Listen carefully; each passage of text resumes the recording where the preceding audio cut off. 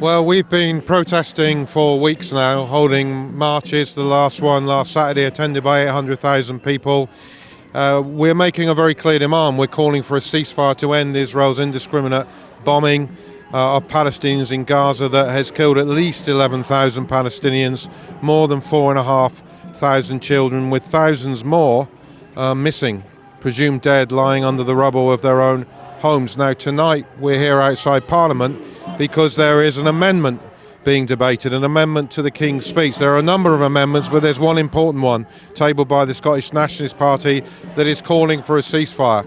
We know that's not going to pass because not enough Conservative MPs are going to vote for that, but it is really important that we have as many MPs as possible voting for it so that the pressure increases on our government to call for a ceasefire. And we're saying this is a basic moral test. What we're seeing unfolding in front of us, according to many scholars of international law and genocide studies, is a textbook case of genocide.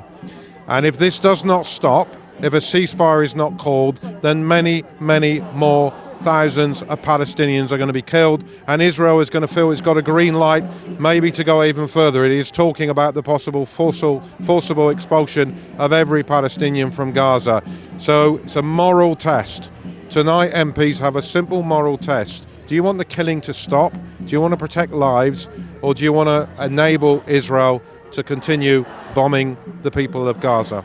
We have to keep continuing the protest. We've got a day of action called on Saturday. We're calling on people to protest in every town and city across the UK. We expect there to be more than 150 protests and marches across the UK. Soon after that, we will ask everyone to come back down to London to march again. We need people to keep lobbying their MPs. In the last 2 weeks, just from the actions that Palestine Solidarity Campaign have taken, 350,000 people have emailed their MPs. MPs are telling us that is unprecedented. They've had nothing like this in their inboxes since the campaign to stop the Iraq war. So we need to keep piling on the pressure, but people need to take note of how MPs vote tonight. And every single MP who does not vote for a ceasefire needs to know from their constituents that they will be held accountable when it comes to the general election. It's a simple moral choice. Do you support genocide, or are you going to vote for it to stop?